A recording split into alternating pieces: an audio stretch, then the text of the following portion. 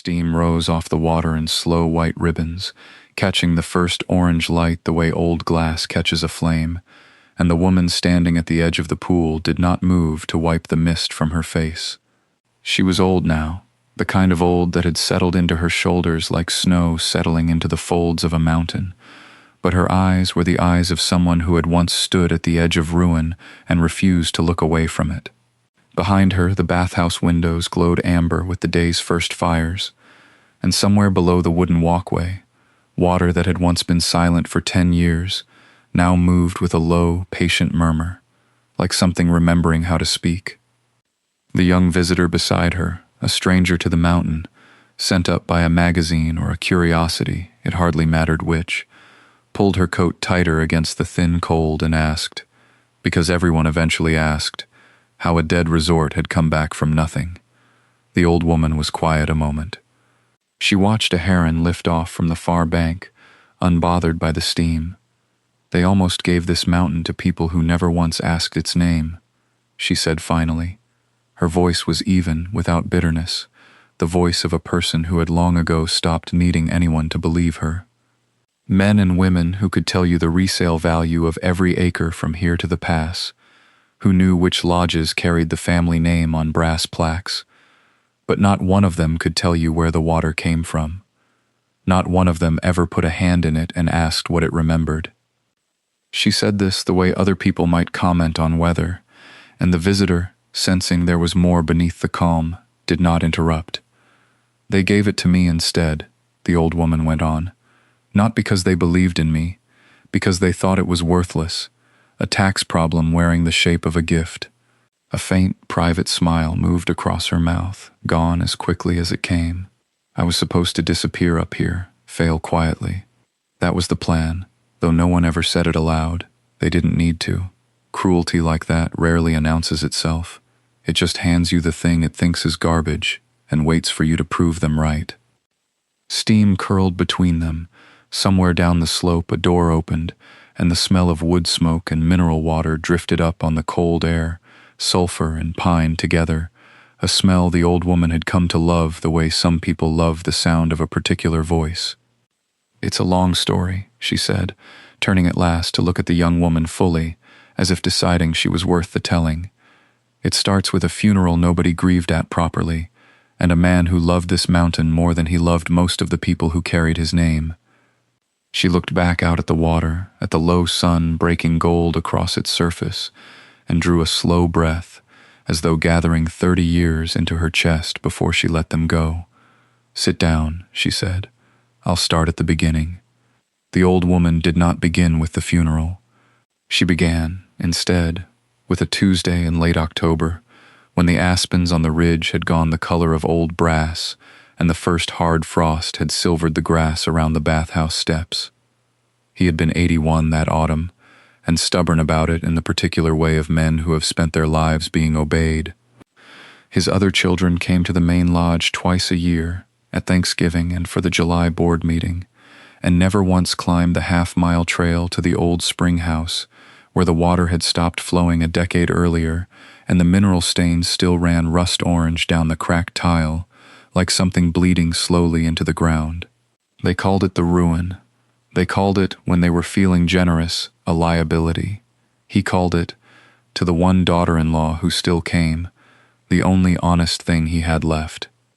She had driven up that Tuesday with a thermos of coffee and a paper sack of the ginger cookies he pretended not to like, the way she had every week for 3 years, ever since her husband's death had left her with more silence than she knew what to do with, and this old man had been, unexpectedly, the only person willing to sit inside it with her.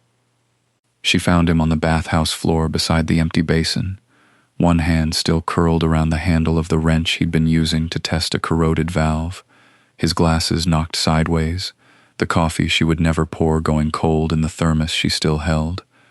The county coroner would later say it was quick, a massive coronary, the kind that gives no warning and asks no permission. He had likely been dead before he finished falling. There was, she would tell herself for months afterward, a mercy in that, though it did not feel like mercy at the time. It felt like the mountain going quiet all at once, the way a house does when a clock that has ticked for years finally stops, and you realize how loud its absence is. She sat with him for 11 minutes before she called anyone. She would remember that number precisely for the rest of her life, 11 minutes, in a room that smelled of dust and old sulfur and cold stone, holding a dead man's hand because there was no one else on that mountain who would have thought to. His other children, when they were finally reached, asked first whether the funeral could wait until after the ski season's opening weekend. That, the old woman said, watching the steam rise off the pool, was the first thing anyone should understand about this story. Not the will, not the mountain. That question, asked before the body was even cold, that was the whole of it, really, distilled down to a single, ordinary cruelty, the kind that never makes it into an obituary, but explains everything that follows. The old woman paused there, letting the steam do the talking for a moment, and then she went back further, because a story like this one only makes sense if you understand what came before the dying. The young widow had married the patriarch's youngest son on a September afternoon, 11 years earlier, in a backyard strung with lights, and everyone who was there would later admit, quietly, over drinks, never to her face, that he was the soft one of the family, not weak. Soft the way water is soft, wearing down whatever stood against it through patience rather than force. He had no interest in the ski resorts, the leveraged land deals, the quarterly calls his siblings lived for. He fixed things. He taught outdoor education to teenagers who had never seen real snow. He loved his wife the way his father had once loved his own, completely, without keeping score. 2 years before the old man died, his son fell 400 feet off a route in the elk range that he had climbed a dozen times before. The rope did not fail. The mountains simply decided, the way mountains sometimes do, and there was nothing anyone could point to afterward, no lesson to extract, no one to blame. He was 34 years old. His widow could have disappeared then. No one would have faulted her. She had no children, no claim beyond a marriage certificate and a last name that had never done anything but complicate her taxes. His siblings certainly expected her to disappear. Grief in that family was something you processed in Aspen or on a boat off Sardinia, not something you carried around like a stone in your coat pocket for anyone else to see. Instead, she drove up the mountain the following spring and knocked on the old man's door. She did not know why, exactly, except that grief had made her strange company for everyone but him. He answered in his undershirt, smelling of coffee and machine oil, and looked at her for a long moment before he said, "Well, come in then, before you let the cold in with you." That was the whole of the welcome. It was enough. For 2 years after that, while his other children folded his resorts into their portfolios and stopped calling except at Christmas, she drove up on weekends. She learned to read the mineral gauges on the old boilers. She sat with him while he complained about lawyers and property taxes and the particular idiocy of his eldest son's business partners. She brought him soup in mason jars. He taught her the names of the mountain's ridgelines the way another man might teach a child to read. His other children called it strange, her devotion, pitiable, one of them said once, within earshot, at a funeral for someone else entirely. But the old man never called it strange. He called it, once, near the end, the only honest thing left in his life. The old woman by the pool said this last part slowly, as if she were still deciding whether to believe it herself, all these years later. The rain in Denver that March fell the way it does at funerals in old paintings, steady, gray, indifferent to the occasion it was ruining. She remembered standing at the edge of the plotted grass with her coat collar turned up, watching black umbrellas bloom open one after another, like a field of dark flowers nobody had asked for. 60 of them, maybe more. Business partners, golf friends, a state senator who had once sat on a resort board with the old man and now stood near the back checking his phone. She had come without an umbrella. She hadn't thought to bring one. She stood in the rain and let it soak through her coat while the priest spoke about a life of enterprise and vision, words that could have described anyone, words that described no one she had known. Beside the folding chairs reserved for family, the mother-in-law leaned toward a cousin and murmured something about the caterer, a complaint, delivered in the same clipped tone she might have used for a delayed flight. They were told 11:30. It is now past noon, and there is not a single chafing dish set up at the house. She said this with her chin lifted slightly, as though grief were something other people were doing badly nearby. The older brother-in-law stood 2 rows up, hands folded in front of him with the studied patience of a man enduring a meeting that had run long. Halfway through the eulogy, while the priest was still speaking of the old man's early years hauling lumber before he'd built anything at all, he glanced at his watch. Not subtly. He turned his wrist and looked, the way a man looks when he has somewhere to be that matters more. She saw it. She was fairly sure no one else did, or if they did, no one else found it strange enough to remember. But she remembered it for years afterward, the particular tilt of his wrist, the rain running off the black fabric above his head while he checked how much longer his father's burial would take. She did not cry where they could see her. She had learned, over 2 years of Sunday drives and mason jars of soup, that grief in that family was something to be managed rather than felt, scheduled between the caterer and the reading of documents that would follow at 4 o'clock sharp in a downtown office, with a view of the mountains the old man had loved more than any of his children ever had. When the casket was lowered, she stepped forward and set her hand flat against the wet lid before anyone could stop her, the way she might have once set her palm against his shoulder to steady him on the ice outside the bathhouse. No one else touched it. No one else seemed to think to. Then she stepped back into the rain, and the umbrellas closed around her like a door shutting, and somewhere behind her she heard the mother-in-law ask, in the same flat voice, whether the wine had been chilled properly for the reception. 2 weeks passed before the family reassembled, and in that span the mountain had already begun to look different to her, the way a room looks different once you know someone in it has died. The law office occupied the 9th floor of a granite building downtown, its windows streaked that afternoon with the same rain that had followed them from the cemetery, as though the sky had simply moved its grief indoors with them.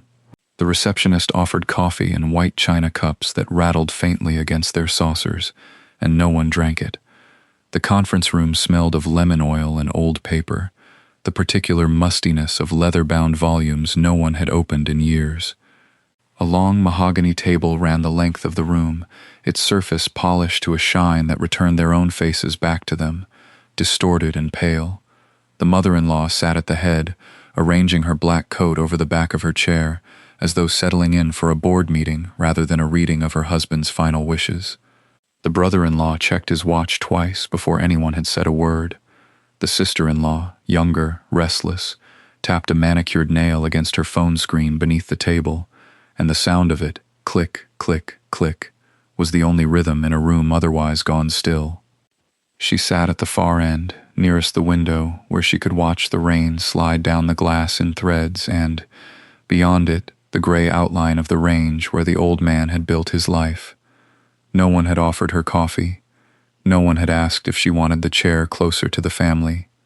The lawyer entered a few minutes past 3, an older man with reading glasses pushed up into thinning hair, and the tired, methodical air of someone who had done this exact task too many times to feel the weight of it anymore, though something in the set of his mouth suggested this reading, at least, troubled him more than most.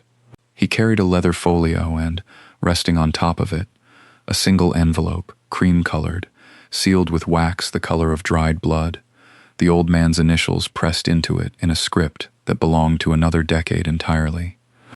He had this notarized 11 months ago, the lawyer said, setting the folio down and taking his seat without ceremony. Sealed personally. I want that on record before we begin. The mother-in-law's mouth tightened, almost imperceptibly. The brother-in-law leaned forward, elbows on the table, in the posture of a man expecting good news, and mildly annoyed at the delay in receiving it. The lawyer slid a silver letter opener beneath the wax, and the sound it made, a small, dry crack, like a knuckle popping, seemed to still even the tapping fingernail beneath the table. He unfolded the pages slowly, smoothing them flat with the side of his hand, and cleared his throat once. the way a man does before delivering news he already knows will not be received well. "I'll read it as written," he said, without comment. He began with the lodges, 3 of them, named by location, the one at the base of the gondola, the one on the ridge with the glass dining room, the one down in the valley that had, for years, turned the largest profit of any property he owned. Each was assigned by name and parcel number, in language so dry it seemed designed to drain the blood out of what it described. The mother-in-law received the Ridge Lodge outright, along with a controlling share in the corporation that ran all 3. She did not smile. She simply nodded, once, as though confirming an appointment. The older brother-in-law received the Valley Lodge and a seat on the board that came with a salary attached to it, whether or not he ever set foot inside. "Naturally," he murmured, not quite under his breath. The daughter received the base lodge and, with it, the gondola concession, the ticket booths, the rental shop, the little cafe that sold $4 cups of cocoa to tourists in rented snow pants. She exhaled through her nose, a sound that might have been relief. Then came the portfolio. The lawyer read the figures without inflection, the way a man reads a grocery list, though the numbers themselves made the room go very quiet. Municipal bonds, a trust holding shares in 2 logistics companies, real estate parcels in 3 states. A private equity stake that had, apparently, tripled in value over the last decade without any of them lifting a finger to grow it. Divided 3 ways, unevenly, according to some formula only the old man and his accountant had ever fully understood, but landing, when the lawyer finally said the sum aloud, somewhere north of $40 million. Nobody gasped. They had expected it. That was the strange, cold thing about the room, not the size of the number, but the lack of surprise on any face but hers, sitting at the far end of the table in her one good coat, hands folded in her lap the way her husband used to fold his before difficult conversations. The lawyer turned a page. He paused, not for effect, she would understand later, but because even he seemed to need a breath before what came next. "The remaining bequest," he said, "is made separately, and is addressed to," he said her name. Not a category, not "the widow of." Her name, spoken plainly, the way the old man had always said it, without the careful distance the rest of the family used when they had to acknowledge she existed at all. The mother-in-law's chin lifted a fraction of an inch. The brother-in-law's pen, which had been tapping absently against his folio, went still. "Last," the lawyer added, almost apologetically, as he instructed. Outside, the rain had started again, tapping the tall windows in a rhythm that seemed, to her, almost patient, as though it too were waiting to hear what a dead man had decided a devoted daughter-in-law was worth, after everyone else in the room had already been given their fortunes and their names read first. The lawyer read the description first, because that was how such things were done, plainly, without warmth, as though a mountain were no different from a set of silver spoons. "To my daughter-in-law," he said, "the property known as Sable Springs, comprising the bathhouse, the spring house, and 40 acres at Marion Pass, together with all structures, fixtures, and mineral and water rights, upper tenant thereto." He set the page down as if it weighed more than it should have. For a moment no one spoke. Rain kept its rhythm against the glass. Then the mother-in-law laughed, a short, dry sound, more exhale than amusement, the laugh of a woman for whom laughter had long since stopped being about joy and become instead a form of punctuation. "Sable Springs," she repeated, tasting the name like something gone slightly off. "That old ruin? He kept that place on the books for a decade purely out of stubbornness. It's a tax write-off nobody wants." She turned, finally, to look at her daughter-in-law directly, the first time she had done so all morning. "I hope you weren't expecting more." The brother-in-law's laugh came easier, looser, the laugh of a man who had already been given what he wanted and could therefore afford generosity toward the joke. 40 acres of frozen mud, and a building that hasn't held water since the Carter administration. He shook his head, almost fondly, as though remembering an old family pet that had finally, mercifully, died. I have to hand it to him. His sentimentality finally cost someone something. He looked around the table for agreement, found it in the tightening of his mother's mouth, and seemed satisfied. She said nothing.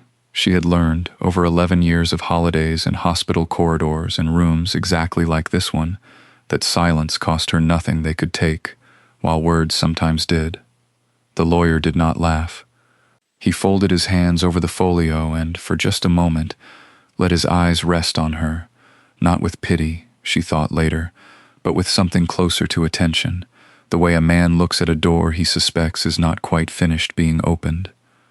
"There is a letter as well," he said, "sealed, to be delivered separately, at his instruction, once the estate has cleared probate." He did not elaborate. The mother-in-law had already turned to the next item on the agenda, the transfer of the Aspen Lodge shares. Her interest in her daughter-in-law's inheritance, exhausted the moment it had proven worthless.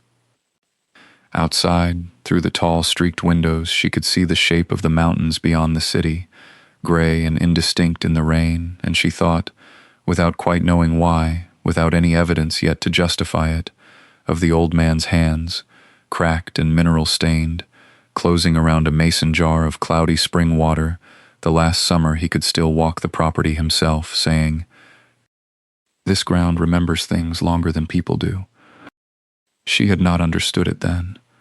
She folded the single page of legal description into her coat pocket, rose when the others rose, and said nothing at all as the room emptied around her. Later she would try to place the exact moment the humiliation stopped mattering, and she would always land on the same rain-blurred sidewalk outside the lawyer's office, cars hissing past through standing water, her coat pocket heavy with a single folded page describing 11 acres of frozen ground and a building nobody had heated in 10 years. She had expected to feel smaller. She did not. She felt, instead, the strange lightness of a woman who has already survived the worst thing anyone in that room could say to her, because the worst thing had already been said, months earlier, in a kitchen that smelled of coffee gone slightly bitter on the burner. He had been sitting at the far end of the long pine table that winter afternoon, his hands wrapped around the mug the way they wrapped around everything by then, carefully, as if strength were a currency he had started rationing.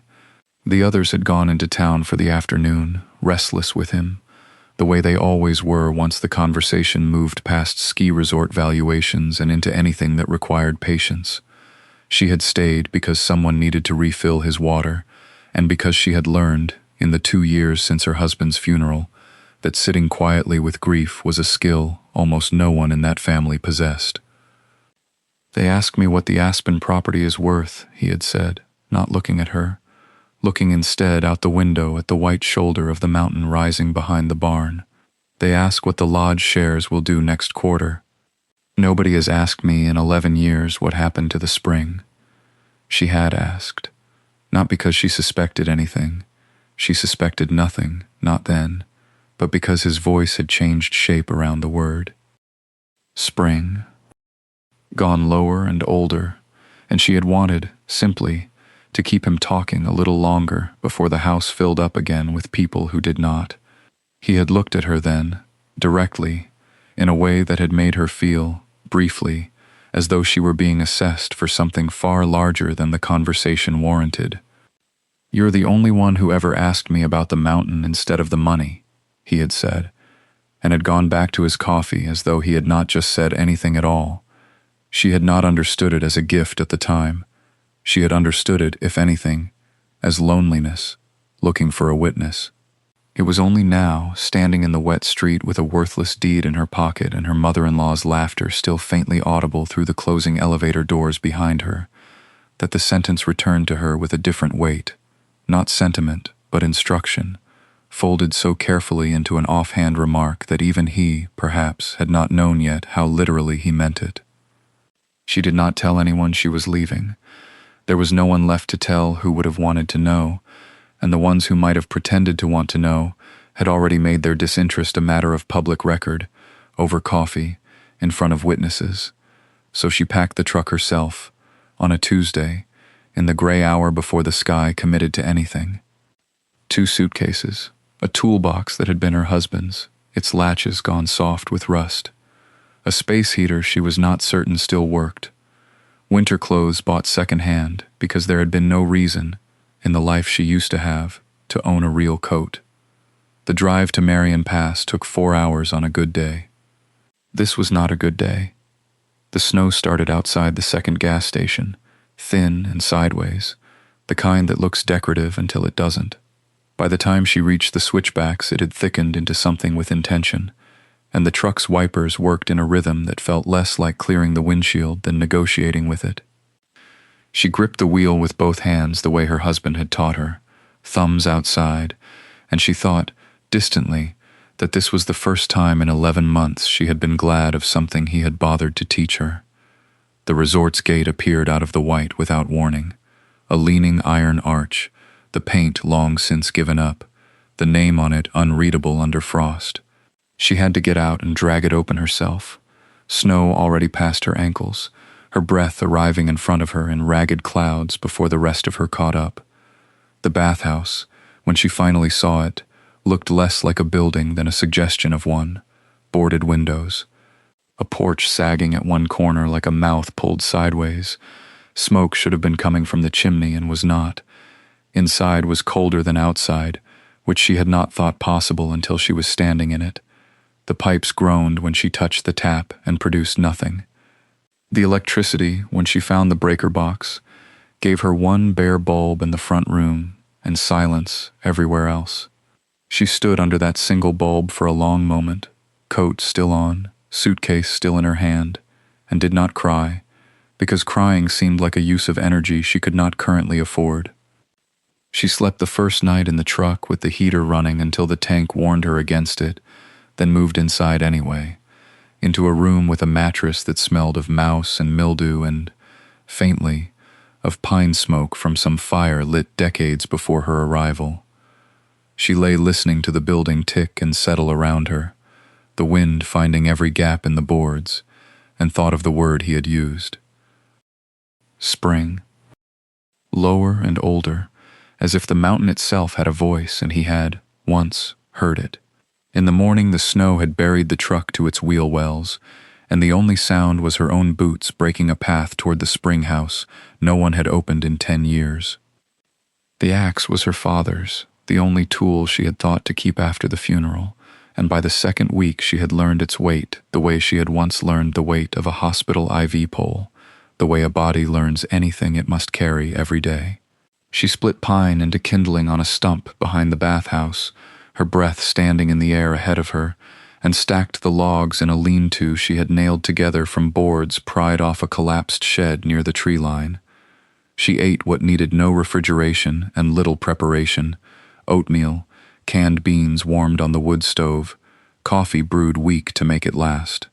She counted, without meaning to, the number of days left before the money in her checking account became a number she could not say out loud to anyone, least of all herself. The phone rang on a Tuesday, the reception 1 bar, flickering. Her mother-in-law's voice arrived clipped and pleasant, the pleasantness somehow worse than anger. "I'm calling as a courtesy," she said, as though courtesy were a service she rarely extended and wanted acknowledged.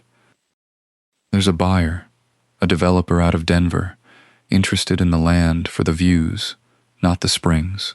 Nobody wants the springs, dear. That ship sailed before you were born into this family." She used the word family, the way she might use a coupon to claim a discount she had not earned. "He's offering $30,000. It's more than fair, considering what you'd have to sink into a building like that.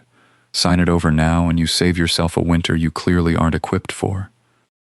Clara stood at the window watching snow sift down through bare aspen branches, and did not answer right away, and the silence seemed to irritate the woman more than any refusal could have. "You have no water," her mother-in-law said. "No income, no experience running anything larger than that little rescue clinic you used to volunteer at. I say this with love. The property will be worthless by spring. Take the offer before winter makes that decision for you." He didn't think it was worthless. Clara said finally, and heard, on the other end, the small, sharp breath of someone unused to being contradicted. He was dying, the woman said. Dying men romanticize things. And then, more quietly, almost to herself, he romanticized you too, apparently. The line went dead before Clara could decide whether that had been cruelty or the closest thing to an apology the woman was capable of giving.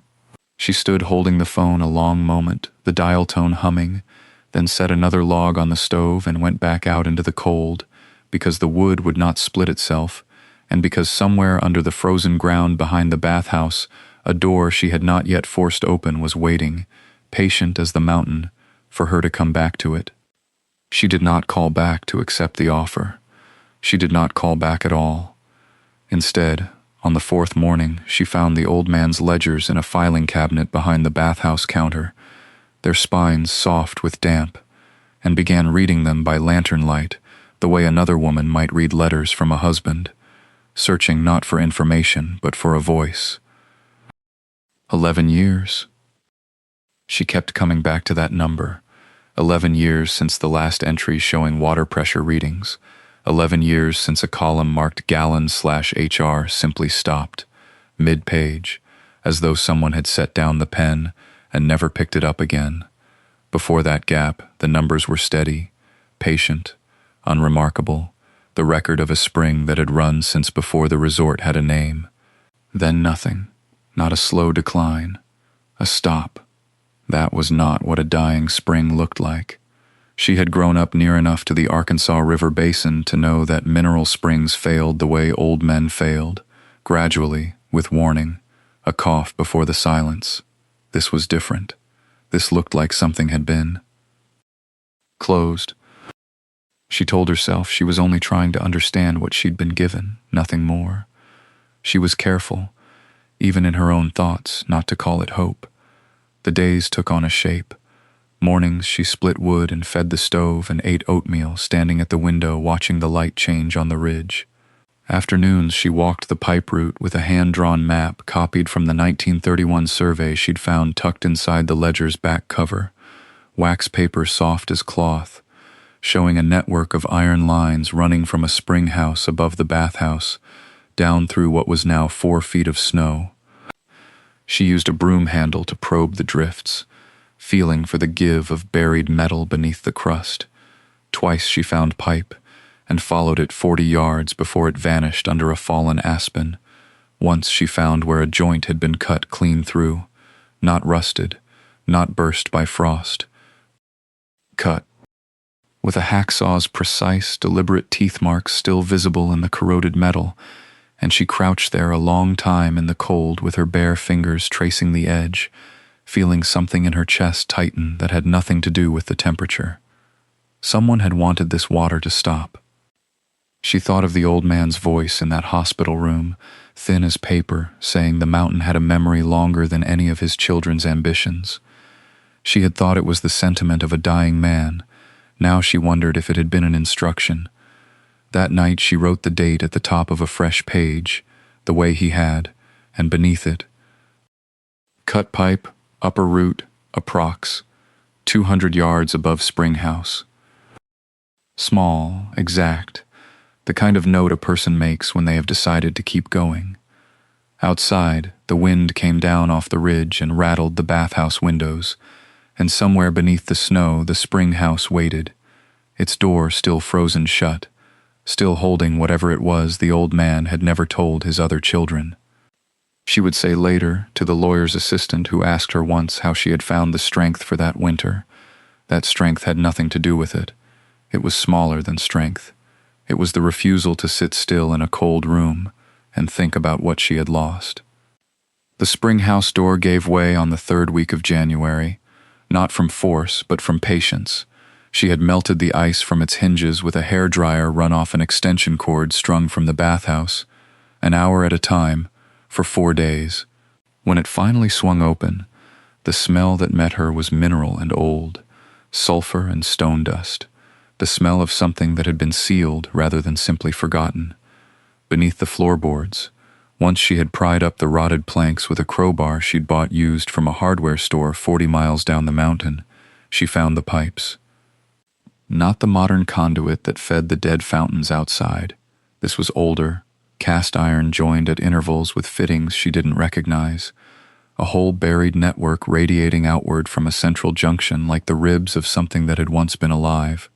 She traced it by lamplight, on her knees for most of a day. It was clogged, not with debris, not with the simple neglect of 10 dry years, but with calcite, decades of mineral water leaving its ghost behind, layer over layer, until the pipe's throat had narrowed to nothing. She scraped a fingernail against the buildup inside one joint, and it came away white and hard as bone. "This will take a hammer and a week." She wrote in the ledger that night, and then crossed it out and wrote instead, "This will take all winter." She was right. She worked by headlamp, because the spring house had no power, chiseling calcite loose, inch by inch with a masonry bit and a rubber mallet, her breath fogging in front of her face, her knees numb against the frozen dirt floor. Some days she cleared 8 inches of pipe. Some days, when the cold made her hands shake too badly to hold the chisel steady, she cleared nothing at all and simply sat there, listening to the wind test the walls. Nobody came to check on her, no calls from the lawyer's office, no cards from the family that had laughed at her in that oak-paneled room. She told herself she preferred it that way, and some nights, alone with the lamp guttering and her fingers wrapped in tape, because the blisters had opened twice already, she almost believed it.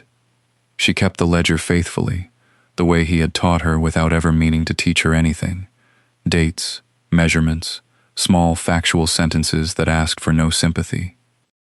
Jan 29. Cleared 14 inches, East Branch. Found second cut pipe, same tooling. She underlined that last part twice, then sat back on her heels in the dark and stared at it, because 2 cuts were not an accident. 2 cuts were a decision someone had made on purpose, a long time ago, and never spoken of again. She found the manual by accident, in the bottom drawer of a rusted filing cabinet she had been using to prop open the bathhouse door against the wind. It was bound in oilcloth gone brittle at the corners, the pages soft as felt, and someone, she would later understand it was him, in the neat draftsman's hand he used for everything that mattered, had annotated the margins in pencil. Mineral spring piping systems, Colorado High Country installations, 1924. She sat with it under the lamp that night and did not sleep. By morning she understood, for the first time, what she had been chiseling at blind for 3 weeks, a gravity-fed system of cast iron and hand-soldered joints, laid in 3 branches from a central collection box, designed to be flushed, not forced. She had been doing it backward the entire time. She started over the next day, tracing the East Branch to its junction, then working outward instead of in, the way the manual's diagrams showed. The work did not get easier. Her hands cracked along the same lines every morning, no matter how much lard she rubbed into them at night. And by the 2nd week of February, the tape she wound around her fingers came away spotted before noon. But the pipe began to answer her. A 6-inch clearing became a foot. A foot became 3, then 5, and on the 9th of February she heard it. Not water, not yet, but air moving through open iron with a low, hollow note like someone exhaling after holding their breath a long time. She sat back on the frozen floor and laughed out loud, alone, her voice strange to her in the empty bathhouse. Small victories, and she wrote every one of them down. Fev 9. East Branch cleared a first elbow joint. Airflow confirmed. Feb 14. West Branch blocked. Mineral scale. Will need acid wash. Feb 22. South Branch. Untouched since installation. Per manual notation. Sealed. Do not open. She underlined that phrase too, the way she had underlined the 2 cuts in the pipe weeks before, and did not know yet what either meant, only that both had the shape of something someone had wanted forgotten. At night she read the manual's margin notes instead of a book, the way other women might read letters from someone far away. He had written small things there. Check joint here every spring. This branch runs deeper than the survey shows.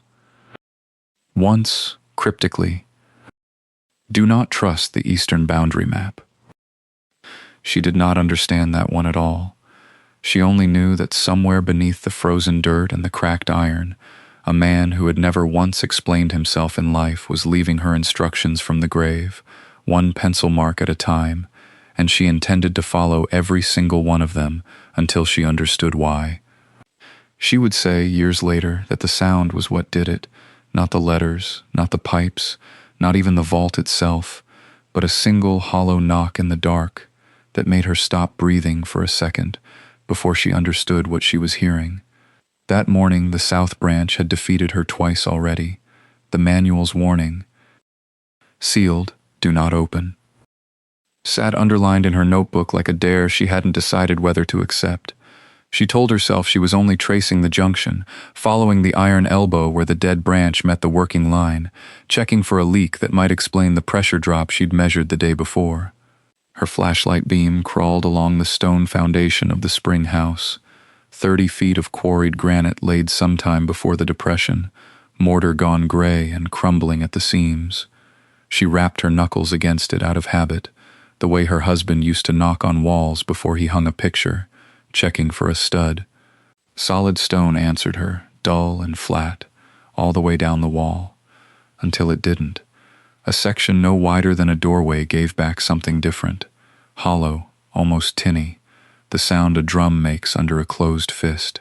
She knocked again, slower this time, moving her hand an inch at either direction to find the edges of it. The hollow patch held its shape, 4 feet high, maybe 3 across. Stone on the outside, nothing behind it that stone should have. She sat back on her heels in the cold and stared at it as if it might explain itself. Feb 27. She wrote later that night, the pencil pressed hard enough to nearly tear the paper. Foundation wall, south interior, hollow behind stone facing, not natural. Someone built this. She did not sleep well. She lay under the quilt with the lantern turned low and thought about the 2 clean cuts in the dead pipe, made with tools no one would have owned in 1924 unless they meant to hide something rather than repair it. She thought about the margin note. This branch runs deeper than the survey shows, and wondered now whether he hadn't been talking about pipe depth at all. In the morning she went back with a crowbar she found rusting in the equipment shed, and she stood in front of the wall for a long time without swinging it. It felt absurdly like trespassing, as if the stone itself were something he had asked her not to touch, the way he'd asked no one anything, ever, in the years she knew him, except once, near the end, when his hand had closed over hers and he'd said the only sentence she still heard in his voice, instead of her own memory of it. You're the only one who ever asked about the mountain instead of the money. She set the crowbar's edge into the mortar seam. She did not yet know that she was about to answer a question no one alive had thought to ask in 60 years. The crowbar did not so much break the mortar as argue with it. That first night she managed only a fist-sized wound in the seam, gray dust sifting onto her boots, her breath fogging in the cold that came up through the bathhouse floor even in June. She told herself she would stop when her shoulders gave out. Her shoulders gave out quickly. She kept going anyway. She came back the second night with a headlamp and a smaller chisel, one meant for tile, and found it did better work than the crowbar ever had. Patient, precise, the kind of tool her father-in-law would have approved of. Don't force what you can persuade, he used to say, watching her rebuild a valve joint with more care than the job required. She persuaded the mortar one thin layer at a time. By the 4th night, her hands had begun to remember this kind of labor the way they remembered grief, not lessening, only becoming familiar. She stopped noticing the cold. She stopped noticing the hour. Somewhere past midnight on the 5th night, the chisel struck something that did not sound like stone. She sat back on her heels and listened to the ring of it, metallic and hollow, still fading in the dark. It took 2 more nights to clear enough mortar to see what she had found. A sheet of riveted steel, waist-high, set flush into the foundation wall where the survey said only bedrock should be. The rivets were hand-set, unevenly spaced, the work of someone building in a hurry or in secret, likely both. A thin seam ran around its edge like a scar that had healed wrong. There was no hinge visible, no handle, only, near its center, a lock the size of her palm, its face stamped with a maker's mark she didn't recognize. Its keyway shaped nothing like the brass fittings scattered through the rest of the resort's plumbing. She ran her thumb over it and felt, absurdly, as though she were touching a hand that had been waiting 60 years to be shaken. She did not call the lawyer that night. She did not call anyone. She sat on the cold floor with her headlamp burning a small circle onto the door and thought about how a man who spoke almost nothing aloud had spent decades speaking in things instead. Margin notes, cut pipes, a bequest everyone else had laughed at. She thought of her sister-in-law's voice at the reading, bright and dismissive. "You can keep the mud, dear. We'll keep the money." She thought of how confidently they had all signed away whatever this was, believing it worthless because it had never once made a sound. She photographed the lock from every angle before she touched it again. She did not yet have a key, and did not yet know what kind of lock this even was, only that no hardware catalog from the resort's known history would explain it. It was older than the resort's known history, or younger than its collapse. She couldn't yet tell which, and the not knowing kept her awake long after she'd climbed back up into the cold bathhouse morning, already thinking about where a man like him would have hidden a key he never meant anyone to find. She did not find the key. 3 days of searching the bathhouse rafters, the loose brick behind the old boiler, the hollow leg of a filing cabinet nobody had emptied since the Carter administration. Nothing. On the 4th morning, with the temperature outside sitting at 11 degrees and her hands too cold to feel the pry bar's grip, she stopped looking for what he might have hidden and started trusting what he'd actually given her. He had never handed her a key to anything in his life. He had handed her tools. The bar went into the seam at the hinge side, where the stone had settled a half-inch over what she guessed now was closer to 80 years than 50. She braced her boot against the frame. She thought, absurdly, of the way he used to stand at the edge of the empty pools with his hands in his coat pockets, saying nothing, watching her check pipe joints like the answer to something was written in them. The first give came with a sound like a knuckle cracking underground. She worked the bar in another 2 inches, shifted her weight, worked it again. The door did not swing so much as grind, stone dragging over stone, a dry, powdery hiss falling from the lintel and catching the lantern light like snow that had forgotten how to be cold. She had to stop twice to breathe, not from the effort, from the smell that came out to meet her, mineral and paper and something like the inside of an old church. The chamber was smaller than she'd imagined and dry as a bone, dry in a way nothing else on that mountain had been in 10 years. Her headlamp found the shelving first, plain pine, warped slightly but intact, and on it, 3 ledgers bound in the kind of cloth that had gone the color of weak tea, their spines cracked where someone had opened them again and again, in the same 3 or 4 places. Beside the ledgers, a rolled survey map, tied with cord that came apart in her fingers, like it had been waiting for permission. And at the back, low, where a man on his knees could reach it and no one standing could see it, a metal box. Not a safe, a claim box, the kind she'd only ever seen in photographs of old assay offices, its corners rounded with rust that had never quite become rust, because it had never once been wet. She did not touch it yet.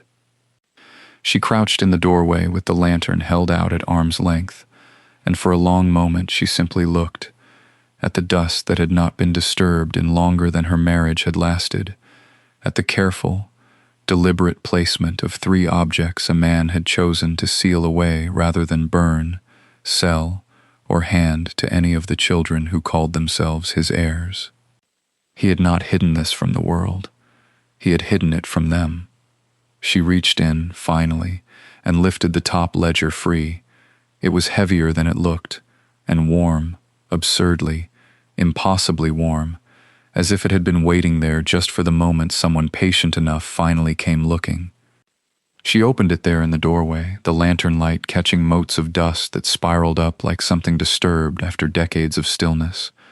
The pages were brittle at the edges, foxed brown with age, but the ink itself had held, a deep iron gall black that time had not managed to erase, only soften into something the color of dried blood. Years later, when she told this part of the story, she would pause here longer than anywhere else. She would say that she had expected numbers, columns, the dry arithmetic of a dying business. What she found instead was handwriting, a hand not her father-in-law's, older, more formal, the letters looped with the patient discipline of a man taught penmanship as a moral virtue. She recognized the surname before she understood what she was reading. It was his grandfather's name, signed at the bottom of the first entry, dated in a script so careful it might have been carved rather than written. March 14th, 1924. Beneath it, a title, underlined twice. Assay record, Marion Pass and surrounding claims. She turned the page slowly, the paper resisting at the spine like it had not been opened in 100 years. Columns of figures followed, depths, ounces per ton, sample locations marked not by coordinates but by descriptions a mountain man would have understood on sight. North Fork, above the second falls. Ridge behind the old cabin, 60 paces east. Each entry dated, each signed with the same disciplined hand, week after week, through that spring and into the following winter. Whoever this man had been, he had not tested once and walked away. He had tested for months. He had tested like a man convinced of something, and determined to prove it before he said it aloud to anyone. She sat back on her heels in the cold dark of the spring house, the lantern hissing faintly beside her, and did the arithmetic her father-in-law's grandfather had never lived to finish out loud. The assays did not cluster around one claim. They spread across the whole shoulder of the mountain, the same shoulder she would later confirm with her own eyes, and a survey map spread across a diner table that the ski lodges now sat on, that the lift lines crossed, that the parking structures had been poured into. She had not been looking for this. She had been looking for a way to get water moving through a rusted pipe so she would not have to spend another winter hauling it in buckets from the creek. And instead she was holding proof, in a dead man's grandfather's handwriting, that someone had once stood on this mountain and known exactly what it was worth, decades before anyone built a lodge, sold a lift ticket, or signed a deed that assumed the ground beneath it had always been theirs to sell. She closed the ledger carefully, the way you'd close a door on a room you weren't ready to leave. Then she reached for the second one. The second document was not a ledger at all. It was a single sheet of vellum, brittle at the folds, the kind of paper that had been meant to last, filed, not journaled, its language stiff with the formality of something drafted to survive scrutiny, a mining claim, dated the 3rd of October 1924. Filed under the family name, in a county recorder's hand so careful it might have been copied twice before submission, the way men once wrote when a document was going to outlive them. She read it once quickly, the way you read something you don't yet believe, and then again slowly, the way you read something you're afraid to believe. It covered mineral and water rights, not to a claim, not to a corner of the property, to the mountain, the whole shoulder of it, described in bearings and chains and monuments that meant nothing to her eye but everything to the surveyor she would later hire to translate them. Filed a full 16 years before the earliest deed she had ever seen in the family's paperwork, the one the lawyers cited when they explained, patiently, condescendingly, why the ski lodges and the land beneath them belonged to the other heirs in the resort, dry, worthless, dead, belonged to her. Never superseded. She said the words out loud in the empty spring house, just to hear how they sounded outside her own head. No later filing corrected it. No transfer undid it. Whoever had drawn up the deeds the family now waved at each other in glass-walled offices had done so assuming a clean title that had never, in fact, been clean, had built an empire of chairlifts and heated pools and stone fireplaces on ground that, on paper, in a recorder's office 2 counties over, still answered to a claim filed the year her father-in-law's grandfather was a young man with dirt under his nails and no lodge to his name at all. She thought of the will reading, the lacquered table, the lawyer's dry, apologetic voice. A tax liability nobody in their right mind would want. She thought of the way they had not even looked at her when they said it, already reaching for their coats. The lantern hissed. Outside, the wind had picked up against the spring house walls, the way it did before snow. She sat very still, the claim in her lap, and did not yet let herself feel anything at all, because feeling it, she understood, would come later, and it would come for a long time. The woman by the window, the one who had asked to hear it told slow, all these years later, over coffee gone cold in a chipped mug, leaned forward at that part every time. She always asked the same question. Did she know, right then, what it meant? Not all of it. Not yet. But she knew enough. She had spent that first hour with the assay records spread across her knees, the vault's cold breath still on her hands, tracing the survey markers by lantern light against a county map she had bought at a gas station in October, and never once thought to unfold for this reason. The boundary lines on the 1924 claim did not stop at the spring house. They did not stop at the bathhouse, or the frost-heaved parking lot, or the property line marked in her own late husband's father's handwriting on a napkin sketch she'd found taped inside a filing cabinet. They kept going, up the ridge, across the saddle where the gondola towers now stood in 3 feet of groomed snow, down into the valley where the newest lodge, glass and cedar, finished the spring before he died, sat with its heated stone terrace and its $40 cups of coffee. She had skied past that lodge 100 times as a guest nobody wanted at the table. She had never once thought to ask who owned the ground beneath it. Now she was asking. A mining claim, filed and never contested, never bought out, never formally abandoned under the statutes that governed such things. She did not yet know the statutes, not precisely, but she knew enough law from 3 years of hospital paperwork and insurance appeals to recognize the shape of a document that had teeth. Someone, decades ago, had built a fortune on the assumption that a claim like this had died quietly with an old man's failed partnership. Nobody had checked. Why would they? Ski lodges did not ask permission of ghosts. She thought of the partner's name scratched through in the ledger, the ink gone black with anger. She thought of the words her father-in-law had said to her in the hospital, so quiet the machines had nearly swallowed them. You're the only one who ever asked about the mountain instead of the money. She had thought, at the time, that he meant it as comfort. Sitting in the spring house with the wind rising outside and the papers trembling faintly in her hands, she understood, for the first time, that he had meant it as an instruction. She told no one at the resort where she went. 3 times in February she loaded the truck before dawn, when the thermometer nailed to the bathhouse post read 11 below, and drove the switchbacks to Marion Pass with the heater rattling and her breath fogging the windshield faster than the defroster could clear it. The county courthouse there was a squat sandstone building from 1911, its records room in the basement, lit by a single bank of fluorescent tubes that buzzed like a trapped insect. The clerk, a heavy-set man named Delbert who wore fingerless gloves indoors, seemed almost pleased to have company in a room nobody visited, except surveyors and the occasional genealogist.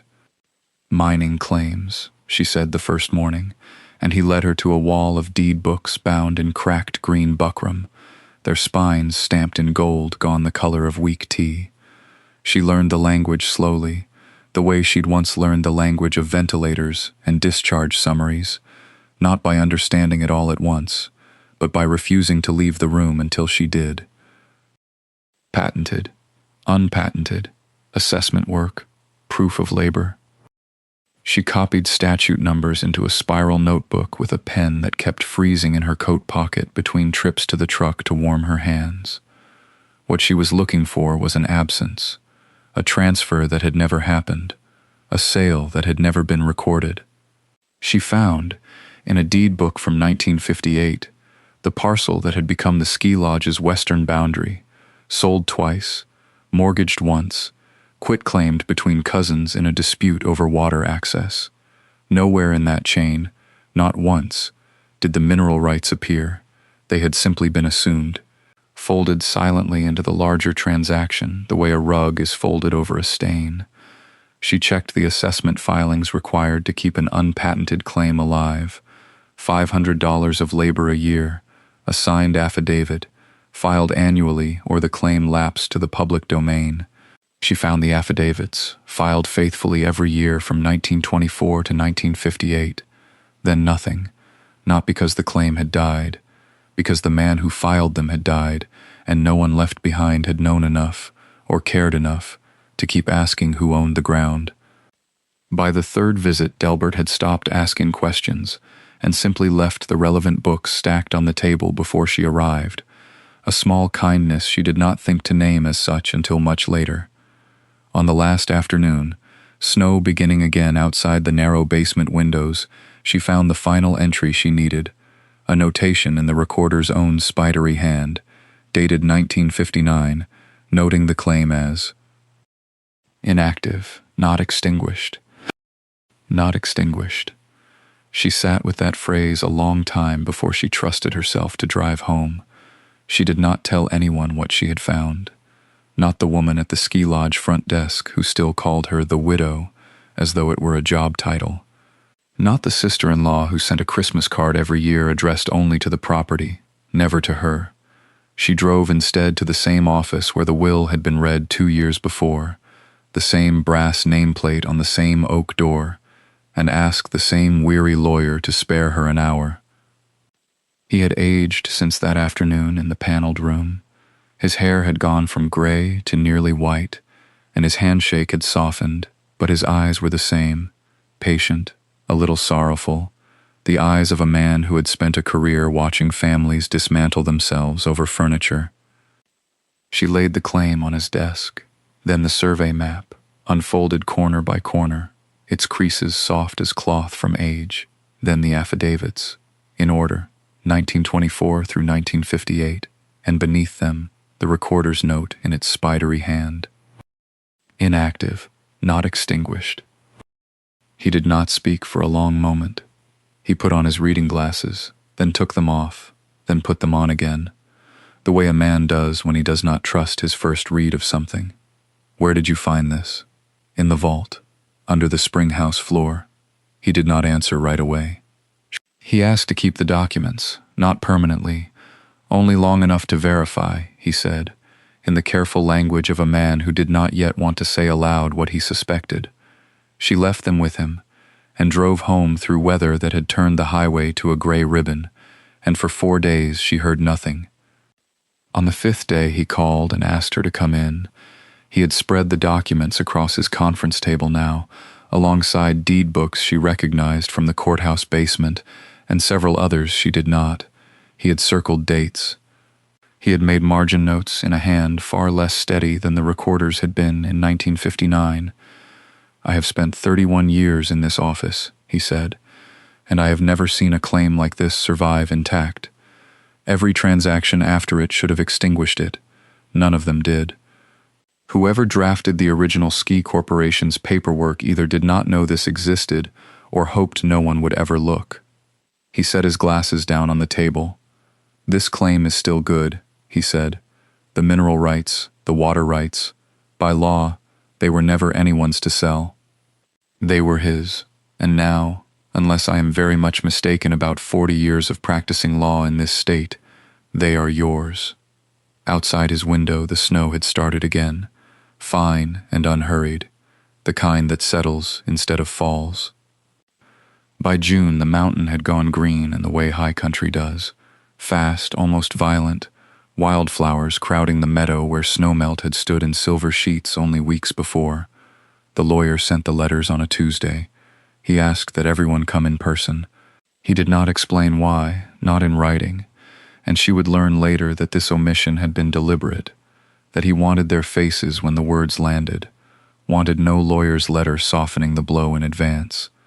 They arrived within minutes of each other, as if the family still moved by some old, inherited clock. The mother-in-law wore pearls to a legal reading in June, which struck her as its own kind of confession. The brother-in-law came without his wife, jaw already set, the look of a man expecting to be inconvenienced and resenting it in advance. The lawyer did not soften it.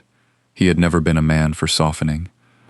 The 1924 claim, he said, was never extinguished, not by the corporation's formation in 1961, not by any transfer since, which means the mineral and water rights beneath approximately 400 acres of what you have called your land for 2 generations were never legally yours to divide.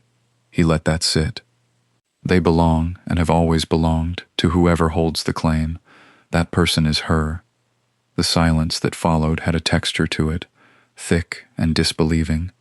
"That's absurd," the mother-in-law said, and her voice had lost its usual polish. "We have owned that mountain for 60 years. "You have operated on that mountain for 60 years, the lawyer said. "There is a difference, and the difference is what the law recognizes." The brother-in-law leaned forward, hands flat on the table, as though he could press the truth back down by force.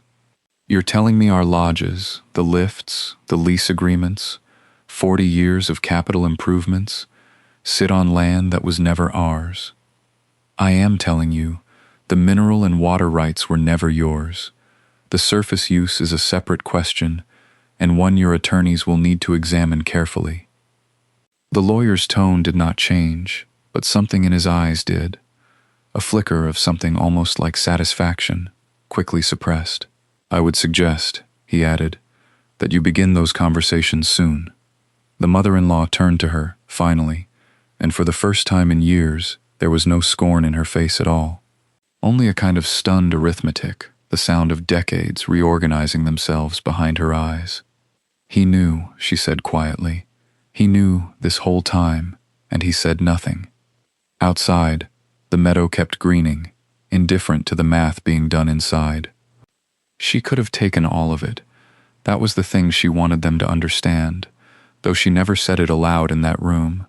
She let the silence say it instead, let it sit heavy on the mahogany table, while the lawyer gathered his papers with the unhurried patience of a man who had waited a long time to do so. She had the deed, she had the claim, recorded now in the county office in her own name, witnessed and sealed, immune to the kind of quiet erasure that had swallowed it once before.